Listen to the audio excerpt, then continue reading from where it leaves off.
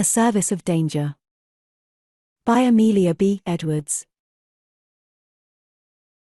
I, Frederick George Byng, who write this narrative with my own hand, without help of spectacles, am so old a man that I doubt if I now have 100 living contemporaries in Europe.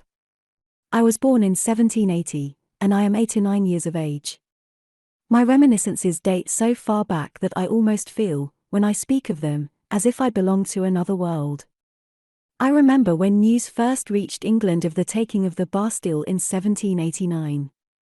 I remember when people, meeting each other in the streets, talked of Danton and Robespierre, and the last victims of the guillotine. I remember how our whole household was put into black for the execution of Louis XVI, and how my mother, who was a devout Roman Catholic, converted her oratory for several days into a chapel ardente. That was in 1793, when I was just 13 years of age.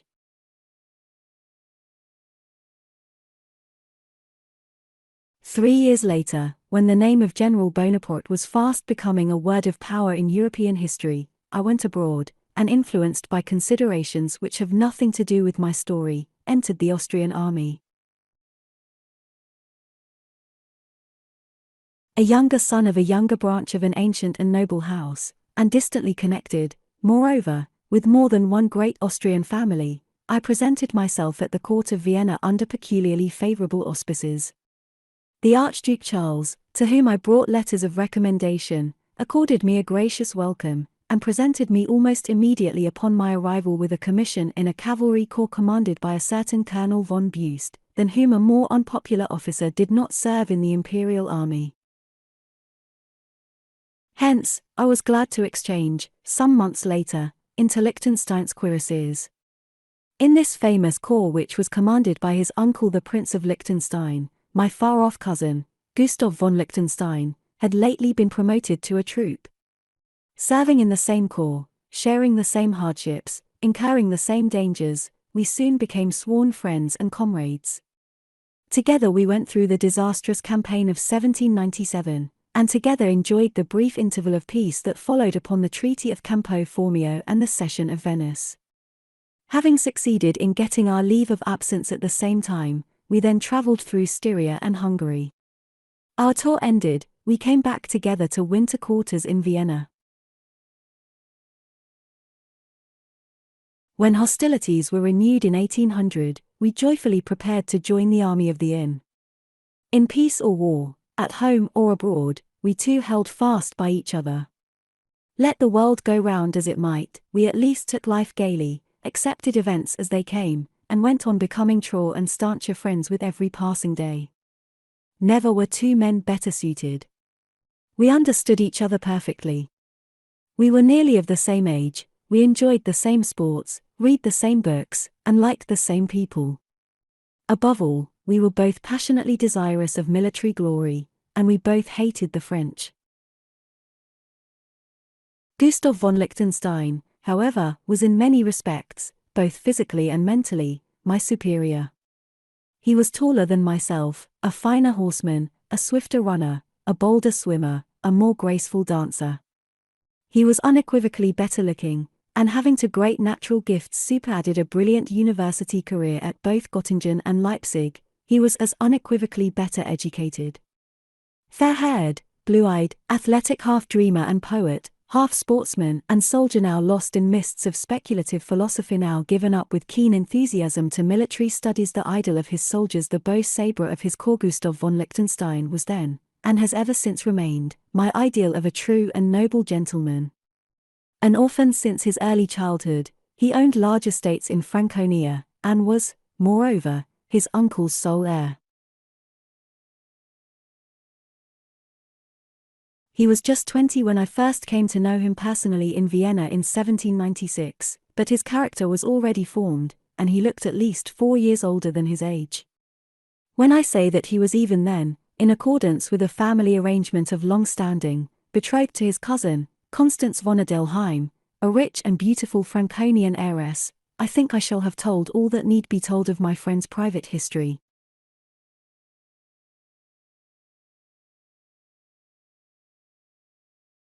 I have said that we were rejoiced by the renewal of hostilities in 1800, and we had good reason to rejoice, he as an Austrian, I as an Englishman, for the French were our bitterest enemies, and we were burning to wipe out the memory of Marengo. It was in the month of November that Gustav and I received orders to join our regiment, and, commanded by Prince Liechtenstein in person, we at once proceeded, in great haste and very inclement weather, to fall in with the main body of the imperial forces near Landshut on the Inn.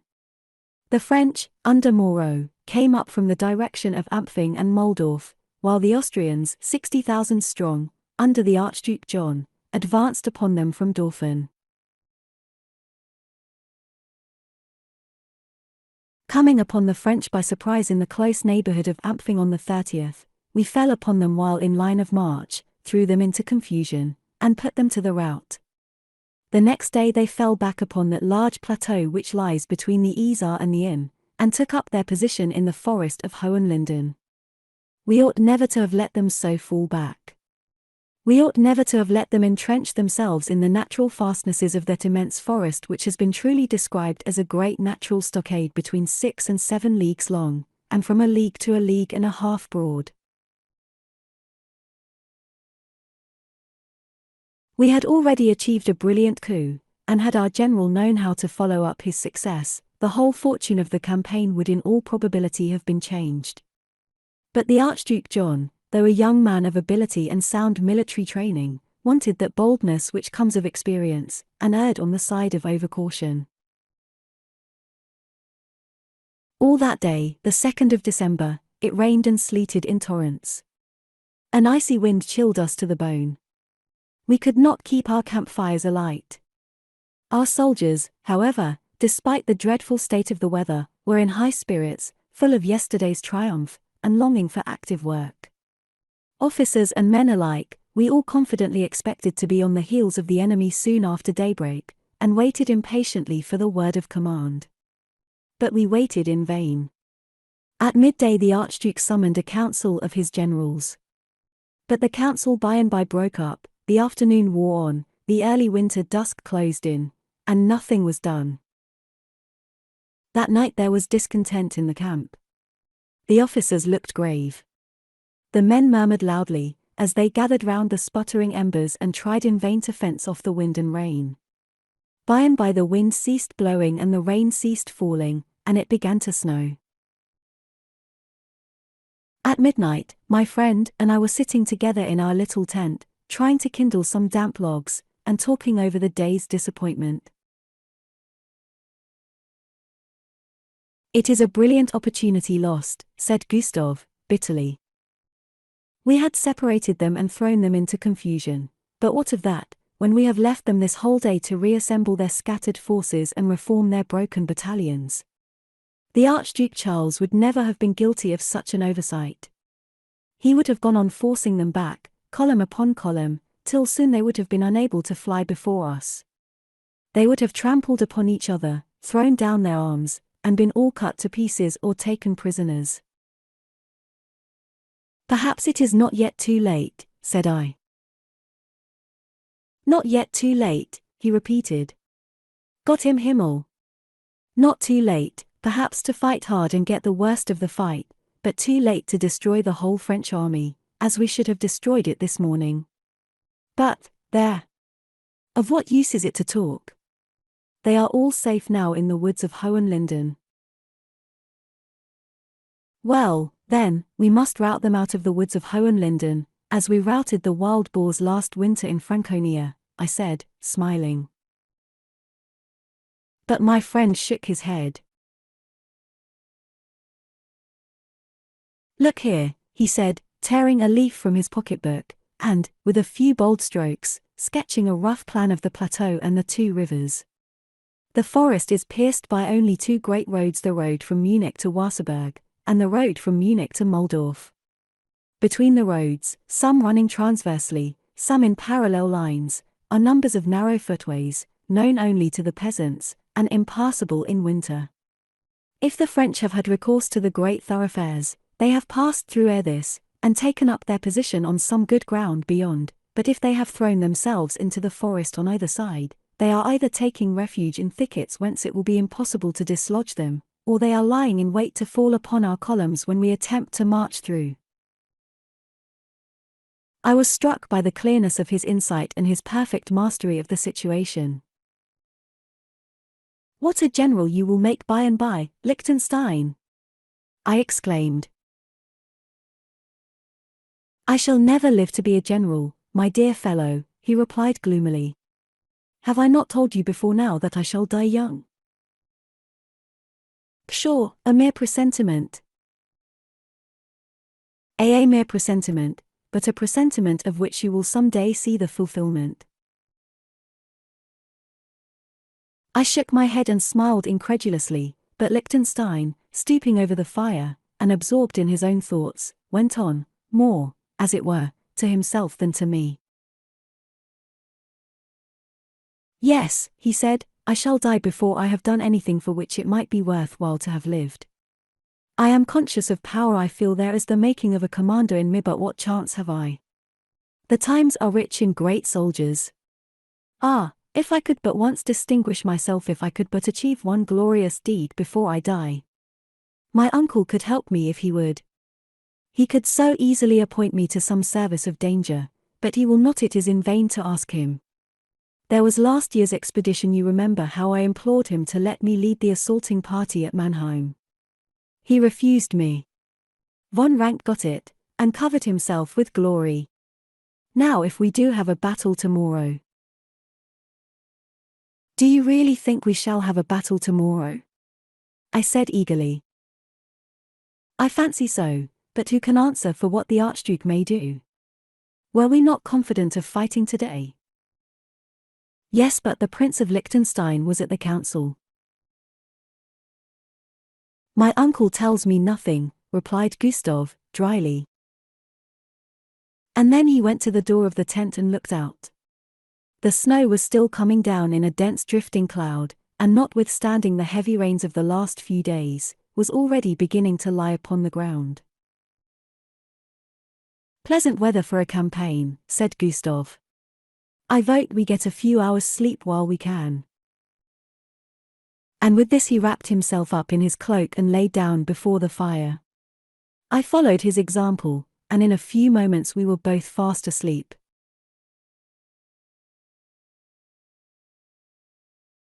Next day, the memorable 3rd of December AD 1800, was fought the famous Battle of Hohenlinden, a day great and glorious in the annals of French military history, yet not inglorious for those who bravely suffered defeat and disaster.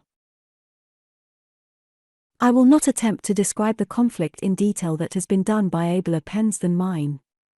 It will be enough if I briefly tell what share we Liechtensteiners bore in the fray. The bugles sounded to arms before daylight, and by grey dawn the whole army was in motion. The snow was still falling heavily, but the men were in high spirits and confident of victory. Divided into 3 great columns, the centre commanded by the Archduke, the right wing under Latoux, and the left under Riesch, we plunged into the forest. The infantry marched first, followed by the artillery and caissons, and the cavalry brought up the rear.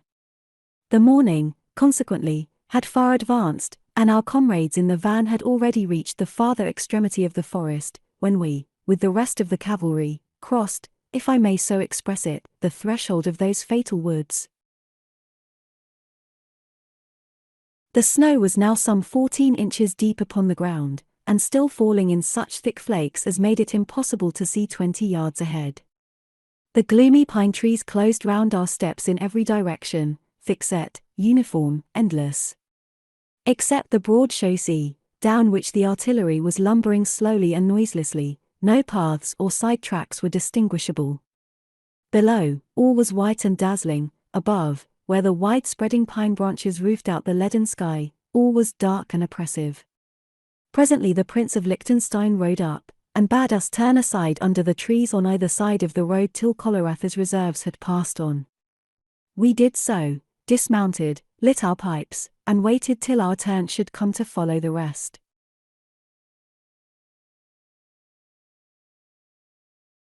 Suddenly, without a moment's warning, as if they had sprung from the earth, an immense body of the enemy's foot poured in upon us from the very direction in which our left wing, under Riesch, had lately passed along. In an instant the air was filled with shouts, and smoke, and shots, and gleaming sabers. The snow was red with blood. Men, horses, and artillery were massed together in inextricable confusion, and hundreds of our brave fellows were cut down before they could even draw their swords to strike a single blow. "Call up the Bavarian reserve," shouted the prince, sitting his horse like a statue and pointing up the road with his sword. The next instant I was rolling under my own horse's feet, with a murderous grip upon my throat, a pistol at my head, and in my ears a sound like the rushing of a mighty sea. After this I remember nothing more, till by and by I came to my senses, and found myself, with some 5 or 6 wounded cuirassiers, lying in an open cart, and being transported along a country road apparently skirting the forest. I thought at first that I also was wounded and that we were all prisoners, and so closed my eyes in despair. But as the tide of consciousness continued to flow back, I discovered that we were in the care of our own people, and in the midst of a long string of ambulances bringing up the rear of the imperial army. And I also found that, more fortunate than my companions, I had been stunned and badly bruised, but was otherwise unhurt. Presently Gustav came riding up, and with a cry of joy exclaimed, "How now, lieber Freund? No broken bones. All well and safe this time?" "All well and safe," I replied, "but sore from head to foot, and jolted almost to death. Where's my horse, I wonder?" "Dead, no doubt, but if you can ride, take mine, and I'll secure the first I can get." "Is the battle over?" He shook his head. He said, gloomily. "The battle is over and lost." "Lost, utterly?" "Utterly." And then, still riding beside the cart and bending towards me as he rode, he told, in a few bitter sentences, all he knew of the day's disaster.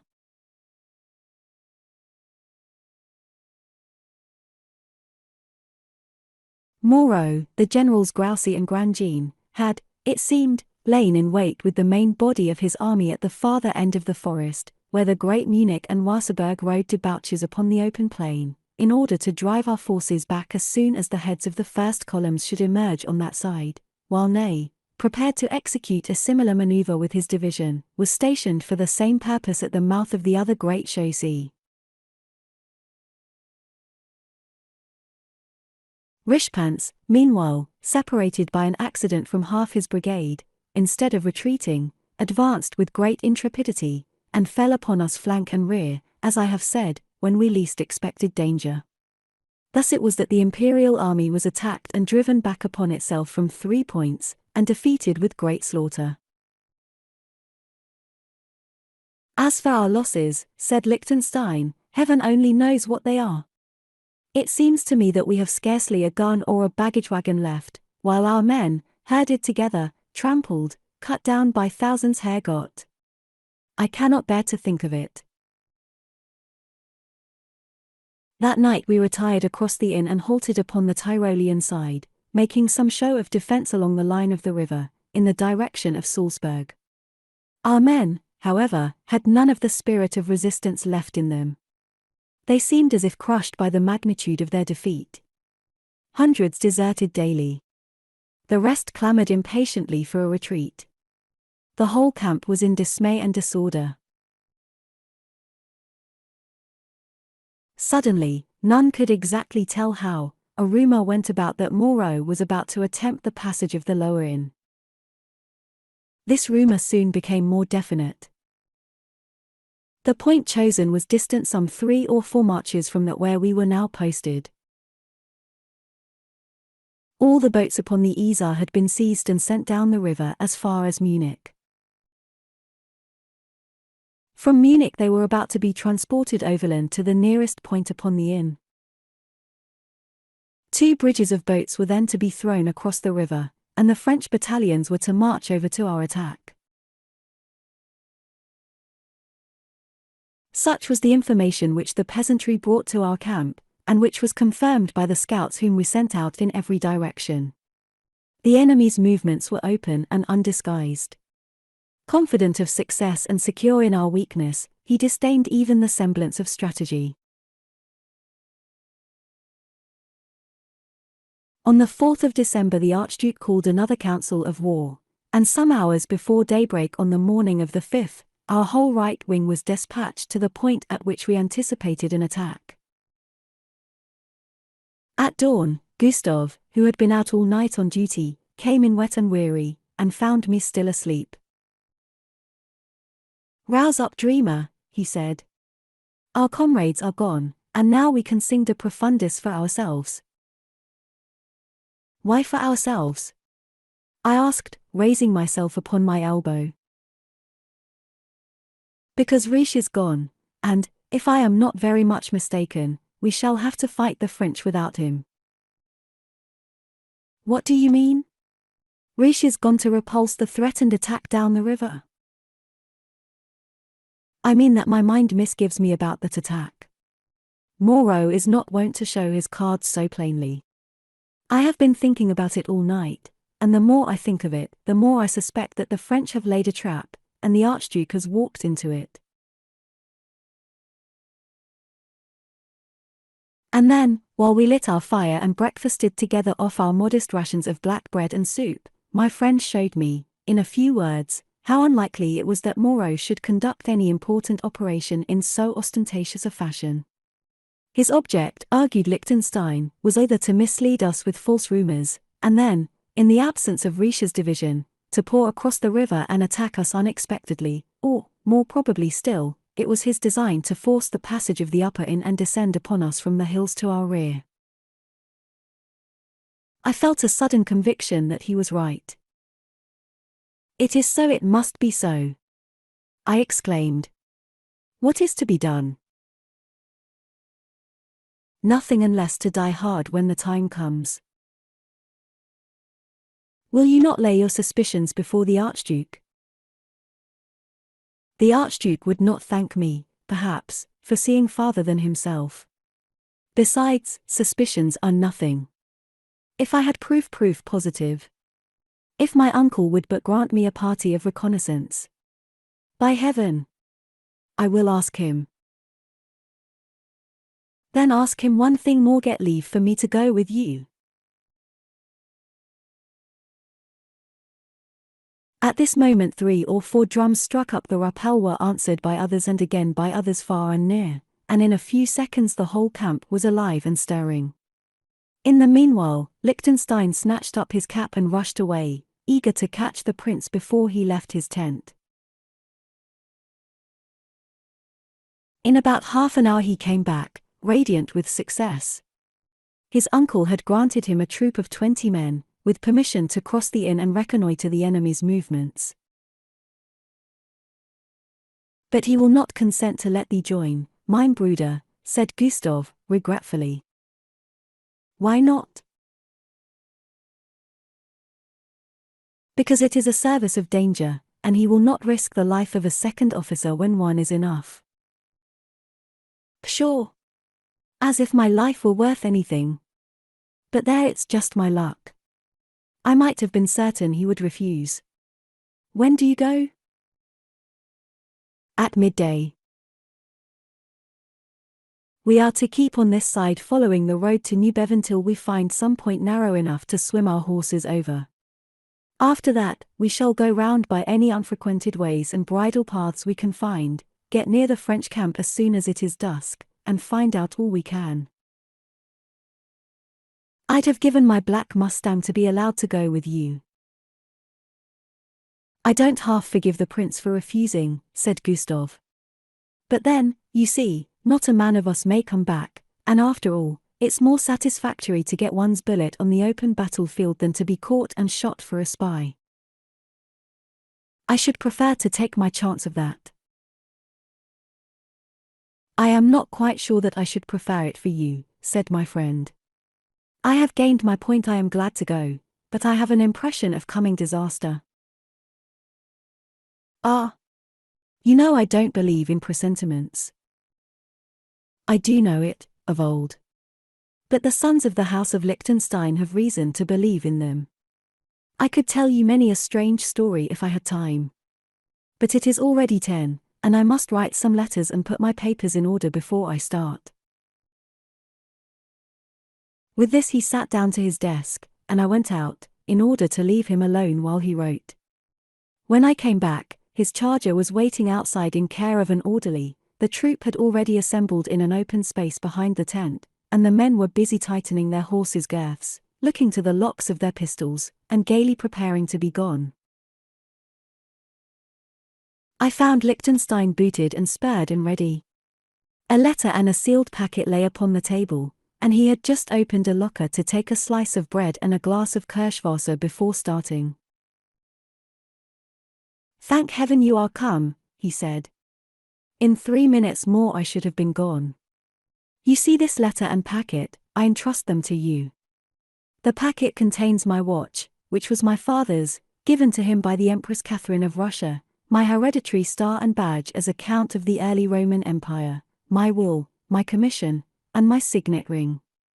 If I fall today, the packet is to be given to my uncle. The letter is for Constance, bidding her farewell. I have enclosed in it my mother's portrait and a piece of my hair. You will forward it, lieber Freund." "I will." He took a locket from his bosom, opened it, kissed it, and gave it to me with a sigh. "I would not have her portrait fall into rude and sacrilegious hands," he said. "If I never come back, destroy it. And now for a parting glass, and goodbye." We then chinked our glasses together, drank to each other in silence, clasped hands, and parted.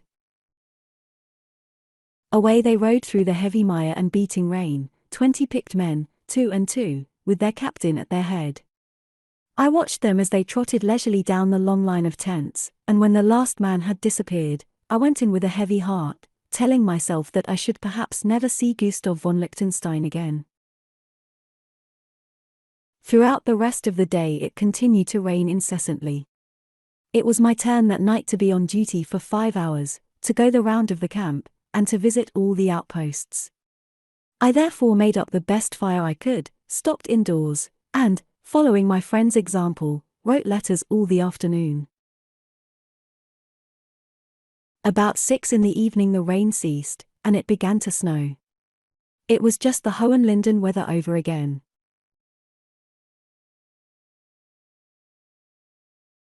At 8, having cooked and eaten my solitary supper, I wrapped myself in my rug, lay down before the fire, and slept till midnight, when the orderly came, as usual, to wake me and accompany me on my rounds.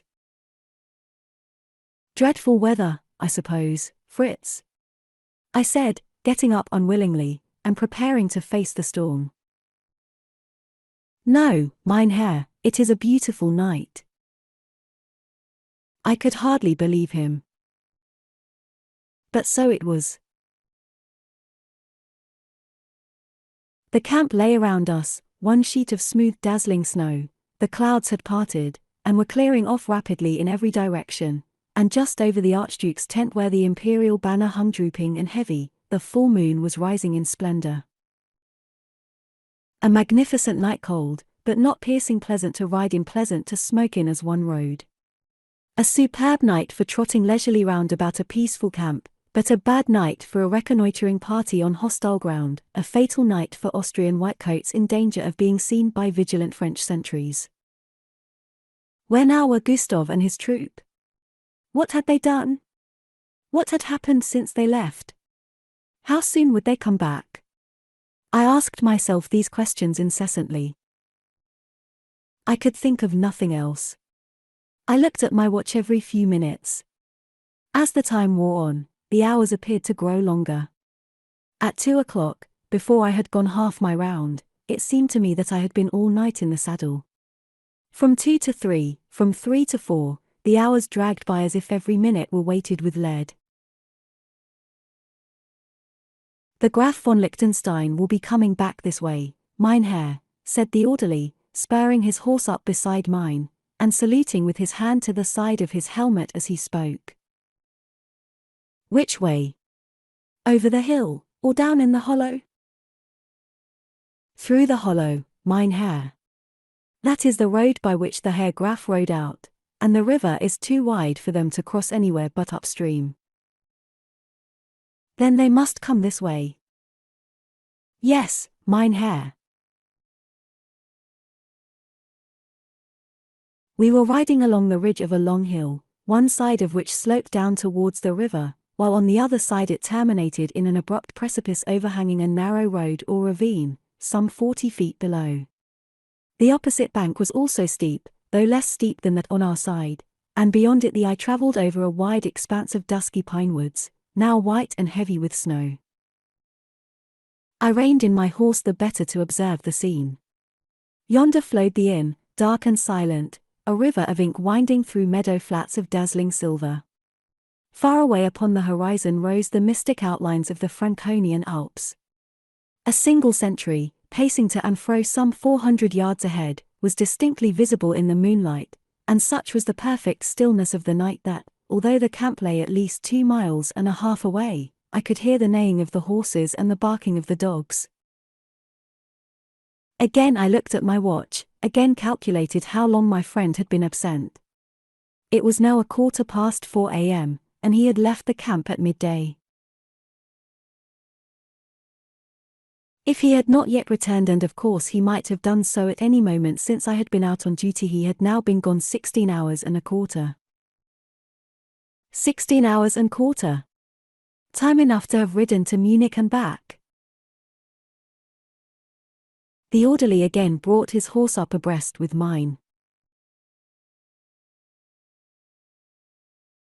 "Pardon, mein Herr," he said, pointing up the ravine with his sabre, "but do you see nothing yonder beyond the turn of the road, just where there is a gap in the trees?" I looked, but I saw nothing. "What do you think you see?" I asked him. "I scarcely know, mein Herr, something moving close against the trees, beyond the hollow way."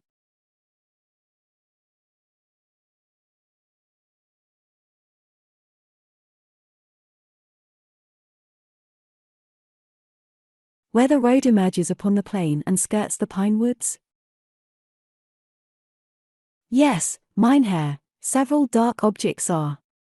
They are horsemen." "It is the Graf von Liechtenstein and his troop," I exclaimed. "Nay, mein Herr, see how slowly they ride, and how they keep close under the shade of the woods. The Graf von Liechtenstein would not steal back so quietly."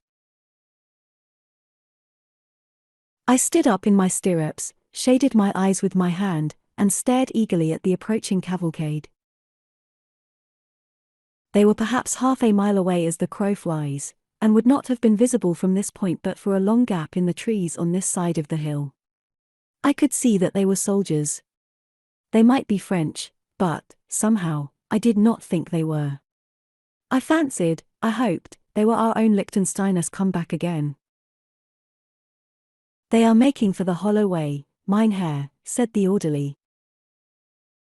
They were evidently making for the hollow way. I watched them past the gap till the last man had gone by, and it seemed to me they were about 20 in number. I dismounted, flung my reins to the orderly, and went to where the edge of the precipice overhung the road below. Hence, by means of such bushes and tree stumps as were rooted in the bank, I clambered down a few feet lower, and there lay concealed till they should pass through. It now seemed to me that they would never come. I do not know how long I waited. It might have been 10 minutes, it might have been half an hour, but the time that elapsed between the moment when I dismounted and the moment when the first helmet came in sight seemed interminable. The road, as I have already said, lay between a steep declivity on the one side and a less abrupt height, covered with pine trees, on the other a picturesque winding gorge or ravine, half dark as night, half bright as day, here deep in shadow, there flooded with moonlight, and carpeted a foot deep with fresh fallen snow. After I had waited and watched till my eyes ached with staring in the gloom, I at last saw a single horseman coming round the turn of the road, about 100 yards from the spot where I was lying. Slowly, and as it seemed to me, dejectedly, he rode in advance of his comrades. the rest followed, two and two. At the first glance, while they were yet in deep shadow, and, as I have said, 100 yards distant, I recognized the white cloaks and plumes and the black chargers of my own corps.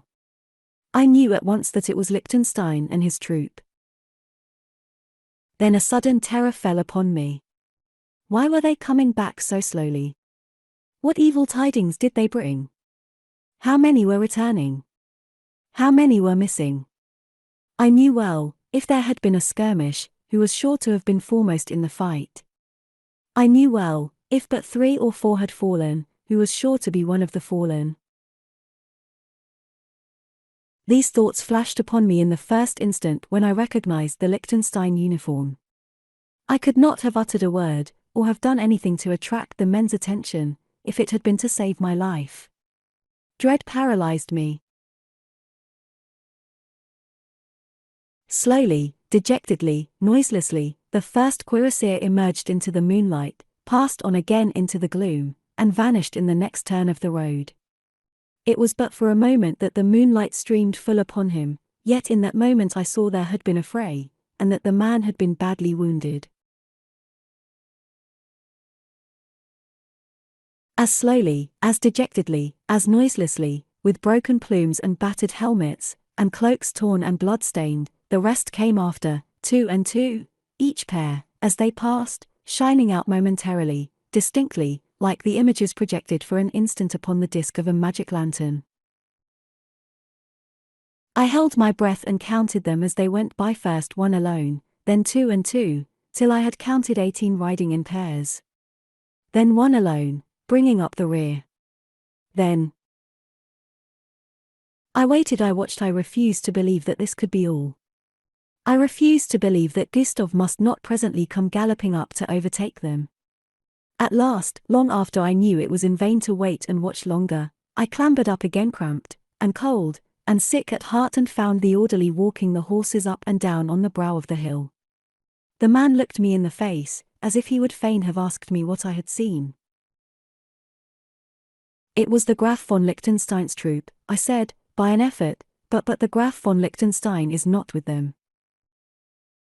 And with this I sprang into the saddle, clapped spurs to my horse, and said no more.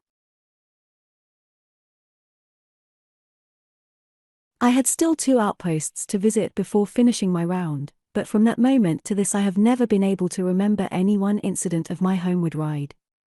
I visited those outposts, without doubt, but I was unconscious of the performance of my duty as a sleeper is unconscious of the act of breathing.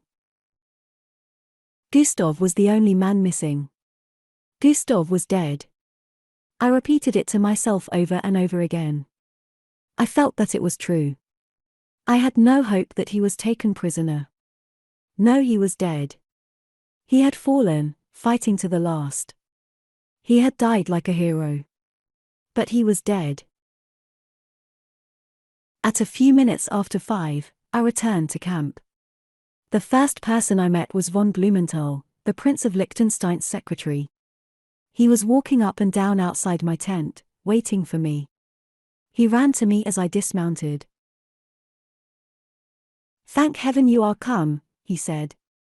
"Go at once to the prince. The Graf von Liechtenstein is dying. He has fought a troop of French lancers 3 times as many as his own, and carried off a bundle of despatches. But he has paid for them with his life, and with the lives of all his men. He rode in, covered with wounds, a couple of hours ago, and had just breath enough left to tell the tale. His own life, and the lives of all his men," I repeated hoarsely. "Yes, he left every man on the field, himself the only survivor. He cut his way out with the captured despatches in one hand and his sword in the other, and there he lies in the prince's tent dying. He was unconscious, had been unconscious ever since he was laid upon his uncle's bed, and he died without again opening his eyes or uttering a word. I saw him breathe his last, and that was all. Even now, old man as I am, I cannot dwell upon that scene. He was my first friend, and I may say my best friend. I have known other friendships since then, but none so intimate, none so precious. But now comes a question which I yet ask myself many a time and oft, and which, throughout all the years that have gone by since that night, I have never yet been able to answer. Gustav von Liechtenstein met and fought a troop of French lancers, saw his own 20 cuirassiers cut to pieces before his eyes, left them all for dead upon a certain hillside on the opposite bank of the Inn, and rode back into camp, covered with wounds, the only survivor. What, then, was that silent cavalcade that I saw riding through the hollow way, 20 men without their leader? Were those the dead whom I met, and was it the one living man who was absent?